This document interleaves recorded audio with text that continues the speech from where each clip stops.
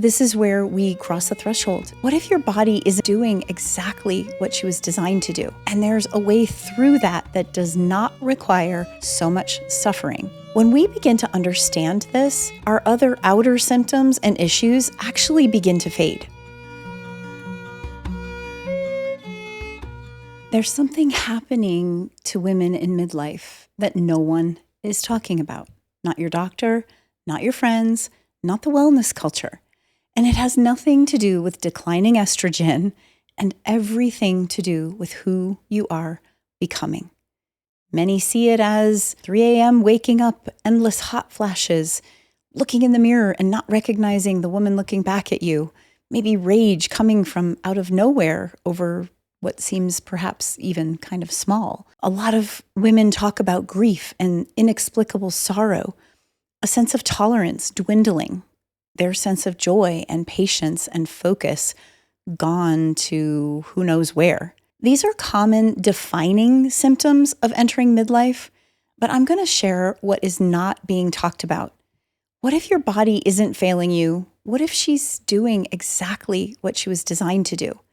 And there's a way through that does not require so much suffering. Welcome to Soul Knows the Way, a podcast for women in the second half of life who sense a soul hunger they can no longer ignore, a longing for depth, truth, and a life lived from the inside out. I'm Kim Marie, soul guide and author, and I'm here to walk that journey with you. Today, we are exploring an aspect of perimenopause and menopause that no one seems to be talking about. Every threshold we meet in the second half of life brings us to another opportunity to align with and reclaim our soul. One of the biggest, most misunderstood thresholds is the one that we're going to be walking into today. By the way, around this notion of reclaiming your soul, you may like to download the 7 keys to reclaim your soul. It's a completely free download. And the last 7 episodes that I've done here on the Soul Knows the Way podcast were all about walking you through those 7 keys. And you may really enjoy going through those and working with those as another tool to move you through this threshold time in our lives. Before I tell you what's actually happening to you in perimenopause and menopause, I want to name what almost no one is naming. The story we're told isn't wrong, it's just incomplete. The story about hormones and moods and all these different kinds of physiological challenges that we might face. The part that's missing is the part that actually changes everything. And it can shift us from feeling very disempowered and soul sick to feeling empowered with our soul fully reclaimed. There's a concept of what is cultural myth versus sacred truth. And in the overculture, the story, which I would argue is perhaps not quite accurate or not quite complete, is that women are valued in their caregiving, in the way that they serve, in their nurturing, in their mother phase, right? Their parenting phase. And then when this phase ends, the culture kind of treats women as if their relevance ends. And many women I talk to feel this. They feel a sense of what now? What do I do now? I'm empty nesting. My kids are moving out. My parenting days are not what they used to be. And my relationship is different. I'm not even sure I really know who I am. And then they have all these wild symptoms, physical, mental, emotional, and menopause gets framed, or perimenopause even, when it begins, these get framed as decline or deficiency or dysfunction. We have such a pathologizing medical model that is all about symptom management, focusing on things like hormone replacement, and fixing a body that is supposedly failing. Well, I want to offer a different perspective because I really think the narrative is getting out of hand. And many have asked me for a soulful take on things like hormone replacement therapy or HRT and medical interventions. Now, I'm not here to tell you what to do about HRT what I really want to encourage is that you trust your own knowing, but your own knowing based on soul, based on your soul's wisdom, based on listening to soul. You want to be asking questions that would guide you toward soul alignment. Questions like, does it really make sense that if we're truly aligned with nature, we are somehow created to fail in midlife or require non-natural interventions? I'm not saying anything non-natural is not good. It's amazing, amazing what our modern technology is capable of, what we have developed, what we have cultivated through modern science. But we're forgetting the wisdom. We're forgetting to ask, what are the long-term effects? What is this doing to my true sense of self? We might ask, what might be at the root of the pain that we can explore from a natural or a nature-based perspective? So what would be nature's way of wisdom? These are questions worth asking. Perhaps in the future, if you're interested, and if so, please leave a note in the comments. I will do a longer video on what it means to soulfully treat this transition that we go through, transitioning into the second half of life that includes, for women, perimenopause and menopause. And this transition, we see a lot out there right now about things like HRT and more interventions based on the pathologizing of this time in our lives. I have a different take on some of that, and let me know in the comments if that's something that you'd like in the future. But for today, I really want to reframe this time in our lives because we've not been told some of these things that are so important and that can actually make a huge difference before we ever look for medical interventions. So I want to talk about what we've not been told. As we enter the second half of life, as we're going through the perimenopausal and menopausal shift as women, we have a cessation, a completion of outer bleeding. But this is not an end or a cessation of our life force. I want to really make that clear. I think a lot of women have been taught that this is their purpose, to be able to bear children, to be able to create life. And perhaps that is a big part of our life's journey in the first half of life. And somehow we end up being told that there's something wrong with us when we start to enter this shift. But really, what I want to reframe today is to speak about a redirection of this life force. The blood that we had, you could think of it as wise blood. It was once given outward toward fertility and the needs of others and the nurturing and the creation of life and the nurturing of life. But now it's actually turning inward. When we shift and cross this threshold, this energy that used to be used to prepare the womb and to bring us into a certain alignment to receive a seed that gets planted, to now merge with our own inner seed and then blossom into new life, we could say, oh, that's never going to happen anymore because we're no longer creating within the womb via the blood and the cycle and the ovulation and things like that. But what if we are actually creating towards something different? I firmly believe, and I am 7 years into my path into this second half of life, having well crossed this threshold and learning to deepen into the understanding of what's possible, I really have come to believe that this is a crossing of a threshold toward greater intuition, toward greater creativity, toward greater sovereignty. And that's a very different creative force or life force than the creation of life or procreation of human beings. When we begin to understand this, believe it or not, our other outer symptoms and issues actually begin to fade. I know that may sound silly. It's like, oh, how is understanding that my creative force is changing? How is that going to change my hot flashes? How is that going to change my weight fluctuations? How is that going to shift my mood swings? Well, in my experience, this notion, this thing that no one talks about, this idea that Perimenopause, menopause, this shift into the second half of life is a rite of passage. It's a form of initiation, is the first thing we need to explore. Why?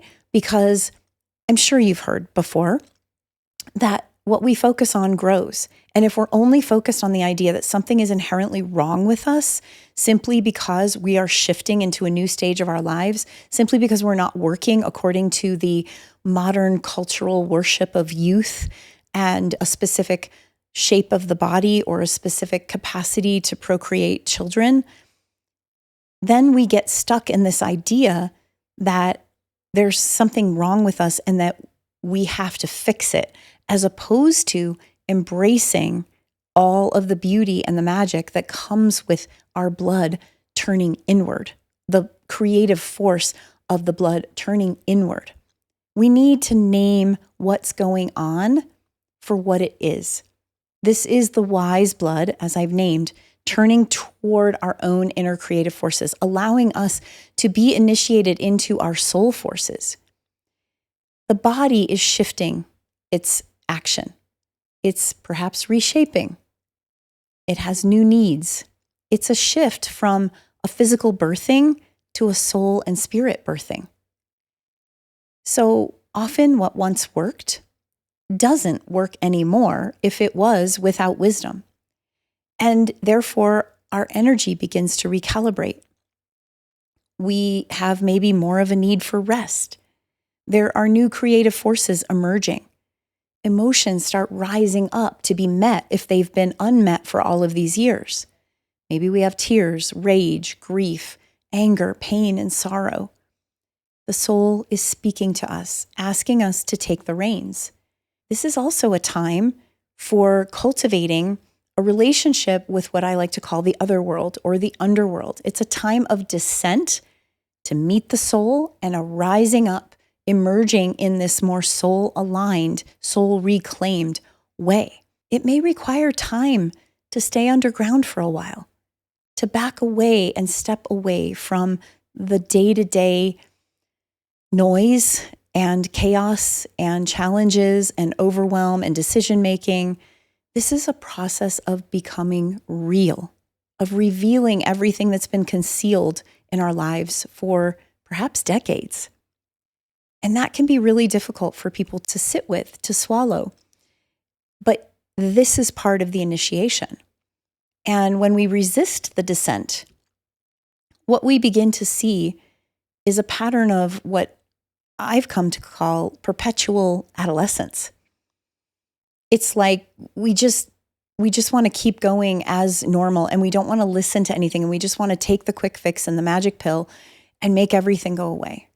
And yet, this is a transition from a space of learning to fit in the world and find our place in the world as best we can in that outer wilderness, toward looking at the inner wilderness, tuning into the inner wilderness and turning the reins over from the ego to the soul. This is a process of surrender to soul and spirit, and bringing that notion of soul and spirit, this invisible realm, if you will, to earth, incarnating it, fully doing so. We're taught in our more dominance and control culture that spirit is something out there. It's something to be sought after. It's something to aspire toward. And so we pray to the great God and great spirit to guide us. And we forget that that's a very masculine model. And part of this transition is to shift toward a much more feminine model, a feminine model that has been forgotten. We love in our culture the maiden and the mother, but the crone model, not so welcome in our culture. Nobody wants to get old. Nobody wants to be the ugly crone. But who says it has to be ugly? Who says it has to be a problem? Who says the wrinkles on our face are a negative thing? What if we earned every single one of them with the experiences and the wisdom that we've had? This is a time that is an opportunity for attention to soul and attunement with soul, a time to understand the weaving of life. It's a time that we reconcile polarities and we live within the paradox that there's not one right way of doing things. what I like to see in this journey is that it's really a cultivation of magic. That's what I'm saying when I'm talking about cultivating the intuition and new creative forces. It brings us to a capacity for alchemical work, for awakening greater consciousness, and for sacred feminine alignment that many of us have been disconnected to for decades. We've been taught to have a much more linear way of thinking, proof-based, measurable, that kind of thing. That's the way we've been taught is proper or appropriate or useful or productive in this life. But what if we can shift our thinking and our perspective in such a way that it has the capacity to change the world? What if this is the sacred feminine rising up within us, the soul rising up within us, not just the seeking after spirit, but the soul connection, asking us to tune into more of a feminine perspective, a broad, diffuse awareness, a perspective that honors much more than that linear, goal-focused vision, and that honors depth and builds resilience. And what if this time is about finding our voice?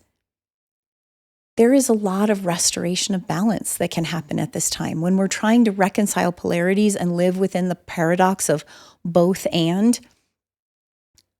This is a time that helps us to do that.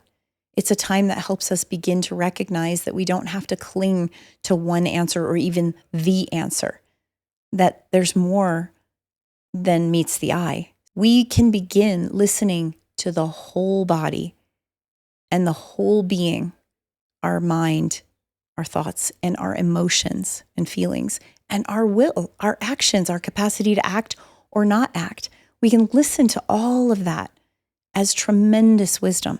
We can listen to those symptoms and begin to ask, what's going on? This is a time for embracing the life-death life cycle, something that we are not taught to embrace.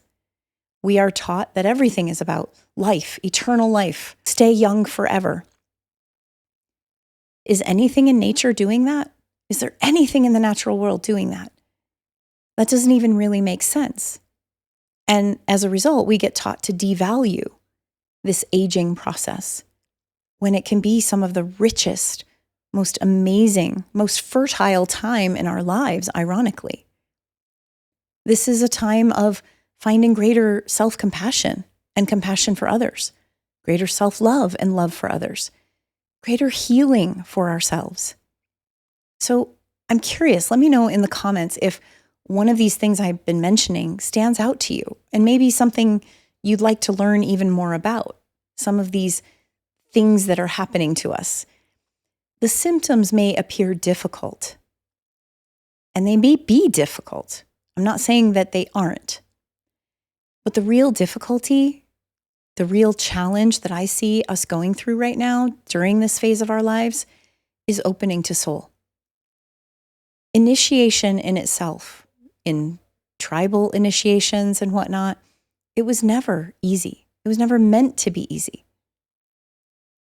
Our modern culture avoids the challenge and the difficulty and the discomfort of this initiatory process at all costs, including numbing, escaping, treating every symptom, anesthetizing ourselves rather than actually facing what's going on. What if our symptoms are there to tell us that something isn't right? That perhaps something we've done along the way in the first half of life is misaligned? Is it really sensible to consider that we're supposed to feel miserable just because we hit a second half of life, a perimenopause, a menopausal experience? I don't believe that, and I never have.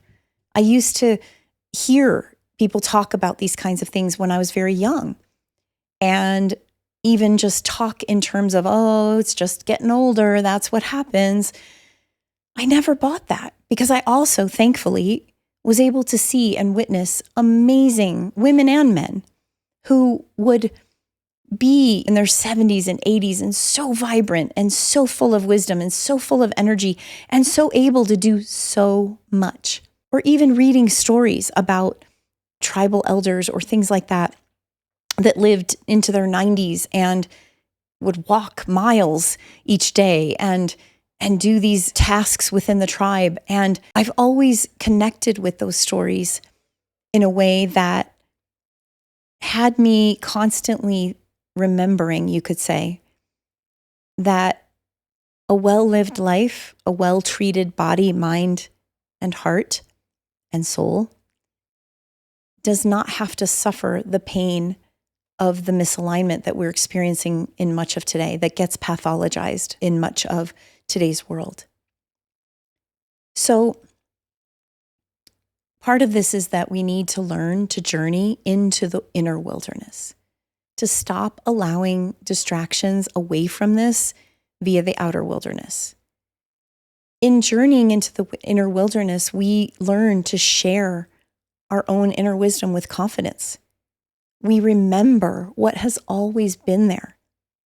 This is why my programs begin with the notion of remembering. My Solace program, which you can find a link to in the description, it begins with the stage of remembering who we are, remembering our roots. This is an initiation from within.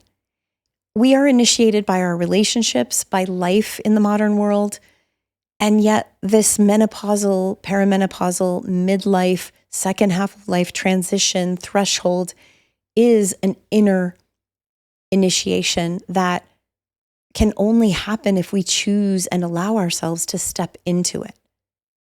This is where we can learn to find true empowerment and soul reclamation with new tools. We can find soul support tools. And this is what so much of my work is all about. I have talked in previous episodes and will speak much more in future episodes about the concept of soul support. And one of the tools, the 7 keys to reclaim your soul. It's a completely free gift. Download it. It's a wonderful tool to work toward the soul reclamation that so many of us are navigating in the second half of life. This is about no longer devaluing women's work. So much of that has been devalued and dismissed and disregarded. And then we get to the second half of life and we wonder why we feel so soul sick, why we are struggling to feel a sense of passion, a sense of drive, a sense of motivation, a sense of connection to what feels real, even a sense of knowing of who we truly are beyond our roles. What we want to look at is that these so-called women's work tasks that maybe were devalued in the past actually can begin to become spiritual tasks, tasks of ritual, tasks of soul alignment. We're learning to be. The old days of the yogi going off to the cave and meditating and that being the only way to connect to spirit, that was a man's way. That was a masculine way. That was a very focused awareness kind of way. The feminine is diffusely aware, and women have been disconnected from that diffuse awareness. We actually can feel more resonant with spirit, more connected to spirit, often through movement, through attunement to our own body. I have come to find, and I've done all types of different meditation, I find that some of my best meditative moments, my best spiritual insights come to me when I'm folding clothes, when I'm washing dishes, when I'm taking a walk, when I'm gently, rhythmically moving my body, when I'm just being. And that is part of what our bodies might be communicating with us in this second half of life. Maybe the symptoms that we have are showing us what doesn't work. Like if it's painful to go for walks, if you're challenged to do certain things, if your digestion is really off, if your moods are all over the place, if your temperature is difficult to regulate. These are things that are giving us hints that something isn't quite right. Something isn't quite aligned in our endocrine system, in our nervous system, in our digestive system. all the systems of the body that we need to be tuning into that we tend to disregard because we're focused on convenience, we're focused on productivity, we're focused on this more masculine-driven, goal-oriented way of being. But in the second half of life, this initiatory phase that we go through, it's very much like the Grimm's fairy tale, The Girl Without Hands. In the tale, she has her hands cut off. And I'm not going to go into the whole tale. That's not what this is about. But ultimately, she grows her hands back. This is about growing new hands. This journey, this initiatory journey is like growing new hands. And if you're interested in how fairy tales and mythology and folklore can help us find alignment with soul, I highly encourage you to join my free Soulstead. It's completely free. The link is in the description. And in that Soulstead, there are all kinds of wonderful events, some of them free and some of them paid, like periodic fairy tale circles. I have them monthly, and we look at all kinds of different fairy tales, and we have beautiful conversations that help us to find a different view, a different perspective, a different take on the soul's journey. And these tales are incredible. Myth seems to transcend the day-to-day, and it puts us in touch with our soul. And so when we can look at the symbology of these tales, of these myths, and realize that they're symbolic of our own soul's journey and this transition to something like growing new hands back, which it's not about whether it's physically true or real. It's more about this archetypal expression of what's possible and how we can tune into that. And in many ways, these tales are initiatory rites of the characters in the tales that are really just representations and archetypal representations of ourselves. They help to assist us in the evolution of consciousness and teach us our own unique story and how to live life fully. So all of these symptoms, all of these things that can go on at this threshold into the second half of life, they can make us feel crazy. They can make us feel very disconnected, very soul sick. But you aren't going crazy. Your soul is just rejecting the life structures that no longer fit you. We need to do the inner work to navigate with sanity and well-being. And trying to do this work alone is challenging. We need connection. There used to be connection for these kinds of things, guidance from elders supporting. And in my groups, I have women from the early perimenopausal stage to the elder stage of 75 years old. It's amazing what we can all learn from each other and how we can guide each other through these stages. Stages like the perimenopausal phase, where often it can feel like emotional volatility, very erratic. We have physical symptoms. We might feel the first cracks in the armor of who we had to become to survive, right? We might see a lot of rage and exhaustion that just won't lift. I had that. This is when I went through a lot of adrenal fatigue and challenges. And it was my perimenopausal phase that was kind of waking me up to what I needed, waking me up to this initiatory stage. It's not just irrational hormones. It's about so much more than just hormones. This is the soul rebelling against decades of self-silencing, of people-pleasing, carrying everyone else's emotional load. These are maps, in many ways, that are given to us in perimenopause to remembering who you are beneath the roles and the wounds and the expectations. And many join my Solace program out of this sense of inner rebellion and a lack of that crone wisdom and the crone understanding that is not found out there, out in the outer wilderness. And then often after we go through that initial perimenopausal shifting into menopause, we can hit this scary in-between stage where we're no longer who we thought we were. And yet we don't know who we're becoming yet.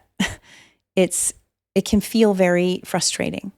And isolation can be the most spiritually dangerous part of this passage. And yet, sometimes we need that isolation. I mentioned before, sometimes we need time in the underworld, time in the other world, time away from the fray. But our culture has no rituals to help women do this in a calm, patient, dedicated way. Everything is about rushing through. Everything is about hurry up and get it over with, plow through the symptoms, get them out of the way, push everything out of the way. Now, as we have all these symptoms that come up and help us remember, when we start to sit with this scary in-between space, this is what helps us reconnect. This is the second stage in my Solace program. This is helping us reconnect to what really matters, our sense of values, our soul, our sense of meaning, and to things like nature and the wisdom of nature. Wisdom traditions used to hold women in circles, and modern women tend to be expected to bear this alone. We need spaces to align with the medicine of our inner wisdom, to align with the medicine of nature, to connect with this liminal realm of the in-between spaces, to connect with the other world, to take the descent. This is why I've studied people like Clarissa Pinkola Estes, Jamie Sams, Marianne Woodman, and so many others, Sharon Blackie, all these wonderful authors, psychologists, analysts, mythologists who have a deep understanding of these transitions that we go through, the archetypal wisdom that we can find in it, and the ability to navigate with newfound perspective. Now, once we're willing to go into that other world, to go into that reconnecting with our values and our sense of purpose, this is where we cross the threshold and we emerge with heightened intuitive capacities and accuracy. We have clearer sight. We have immense creative fire that emerges within us. This is where the wise woman births the queen, the crone. And she was always there. And she's just learning how to emerge. These are the maps that help guide us toward re-envisioning our lives from this new perspective, from this remembered essence of our being and this reconnected values and purpose space that we have been able to find. And we get to step into a life that our soul has always known. We begin to enter the most powerful, liberated, sovereign half of our life. So yes, that wise blood that was there to create life and procreate human beings is turning inward, and it's fueling our own becoming. So this isn't your body falling apart. This is your body initiating you into the second half of your life. Now, some of you might be thinking, well, what if I'm already past this threshold? What if I am 70 years old? Well, it's available anytime you wish to listen. Like I said, I have women in my groups that are all different ages. They're in the beginnings of this transition, and they're much further along in the transition. There are many in their 70s working with me, wanting to sort things out at the latest stages of life, and it's perfectly wonderful. And there are many in their late 30s, not yet fully in this menopausal stage, but really feeling it coming on, feeling the changes happening, feeling that wise blood turning inward. Now, this applies whether the passage is current, upon you, or completed, or yet to come. The second half of life begins when we hear the call and feel the soul sickness and know that it can be worked with at any time beyond that. That's all we have to do, is be willing to say, what is going on? How can I look at this differently? How can I allow myself to discover who I really am? We need to stop asking, how do I fix this symptom? And start asking, what is this symptom trying to tell me to change in my life? This literally takes us from a state of panic and immediately needing some outer source to tell us what to do into a state of curiosity. This is why those symptoms often calm themselves, because the amount of stress that's cultivated and generated from this level of worry and panic only adds to it. It shifts us from a state of managing symptoms and focusing on suppressing them or getting rid of them toward listening to what's going on and asking ourselves, what is going on? What is this trying to tell me? How is this showing me my body, mind, spirit, soul, feelings, emotions are out of balance? It takes us from being at war with our body, hating on ourselves, hating the aging, hating the changing shapes of our bodies, hating all the different things that society has taught us are bad or negative, into being in partnership with our body, into being in partnership with our becoming. This is where we get to say, oh, thank you, dear legs, for walking me through all these years and taking care of me. Even when our legs are maybe aching, maybe painful. Maybe we have other aches and pains and we wonder where they're coming from. But if we hate on those parts of our body, those aches and pains, and we just try to shove them away without listening, maybe we don't learn the sacred truth that we actually need to hear. This work can't be done in isolation. You're watching this probably because you know that. We need to look at the fact that modern women have often been expected to do this alone, but we don't have to walk the path alone. Even just listening to this podcast is a way of not doing it alone. Yet each person's path is their own to walk. There's no doubt about that. No two paths are exactly identical. So if there's something resonating with you or landing in your bones about this, this is exactly why I created the Soulstead, my free community of women tending their souls through this passage together, completely free. And you'll find resources to the free and the paid events, inspirational articles, a beautiful community. And if you wish to go even deeper, then there's my Solace program. And it's where those committed to aligning with soul in the second half of life are working more deeply. There's a link in the description for these things. As we shift into the second half of life, the wise blood is no longer leaving your body. It's turning inward. It's turning toward you. It's offering you energy and creativity that is waiting to be tapped into with new awareness. Your body hasn't betrayed you. She's waiting for you to listen. These symptoms may be incredibly challenging. They may be so frustrating. And they may need some outer interventions. Please know that I'm not saying that those are irrelevant or unimportant. What I'm asking is, are you listening? Will you listen? Will you explore more from this perspective of this threshold as being a time of initiation, rather than falling into the trap that something is wrong with you? That is the trap that perpetuates this negative view of ourselves, that perpetuates the symptoms, that keeps us from healing, that keeps us from going to the depth of soul. Until next time, keep tuning into the language of soul, because soul knows the way.